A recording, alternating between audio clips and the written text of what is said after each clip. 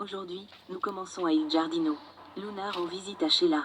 Sa grand-mère lui assure que Deacon est sorti faire des courses. Elle rit de Luna qui rêve d'une photo de Will sur son téléphone.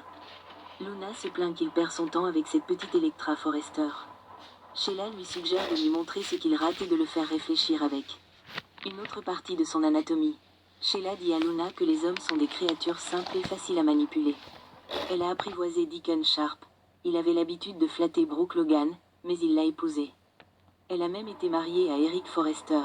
Sheila Sharp prédit que Luna a encore une chance avec Will, car les hommes aiment souvent que leurs femmes soient un peu méchantes.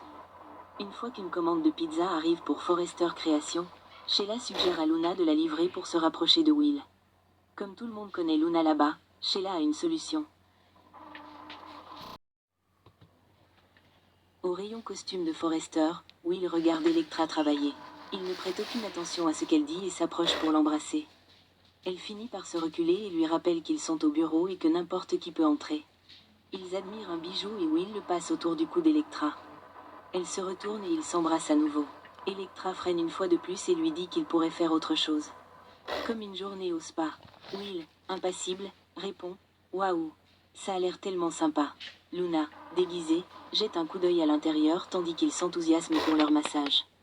Elle se cache tandis que Will tente de convaincre Electra de venir chez lui plus tard pour un film. « Je sais que tu me désires autant que je te désire ». Electra s'emballe lorsqu'Ivy lui envoie un texto. Will soupire. Après qu'Electra se soit précipitée pour voir Ivy, Luna s'approche de Will pour lui dire qu'elle a ce qu'il veut. Du piquant.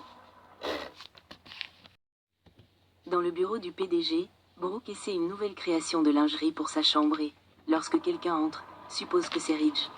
C'est Taylor, et elle est dégoûtée que Brooke tente de se jeter sur son ancien amour. Taylor fait clairement comprendre à Brooke qu'elle ne fera plus d'essayage pour sa chambre avec Ridge et se moque de Brooke lorsqu'elle agit comme si sa rivale était une recrue. Taylor affirme que ce qu'elle partage avec Ridge est bien plus profond que tout ce qu'il a pu partager avec Brooke. Puisque Ridge n'est plus une option pour Brooke, Taylor la pousse à passer à autre chose. Dans le bureau d'études, Carter se change et est torse nu lorsque Daphné entre. Il rit en pensant que la porte était verrouillée. Elle ferme à clé et s'approche d'un pas nonchalant. Heureusement pour moi, elle ne l'était pas, ronronne-t-elle. Carter enfile son t-shirt et annonce qu'il a une réunion. Elle songe, la prochaine fois. Plus tard, Taylor retrouve Daphné assise derrière le bureau et lui demande si Steffi est là. Daphné refuse. Taylor la remercie d'être l'amie de sa fille. Elle est heureuse d'être toujours à Los Angeles. Étonnamment, Daphné apprécie son séjour là-bas. Taylor suppose que c'est à cause de Carter Walton. Elle lui demande ce qu'il a de spécial. Daphné répond par son cœur. Taylor espère qu'avec Hope hors de son chemin, il y verra peut-être plus clair. Daphné se plaint que Hope n'ait vu que ce qu'il pouvait faire pour elle. Et qu'elle n'ait jamais pris ses responsabilités. Taylor dit que ce n'est pas surprenant. Elle est la fille de Brooke Logan, après tout. Elle s'en prenne à Brooke, qui fait tout ce qu'elle peut pour attirer l'attention des hommes. Il faut que ça cesse, déclare Taylor.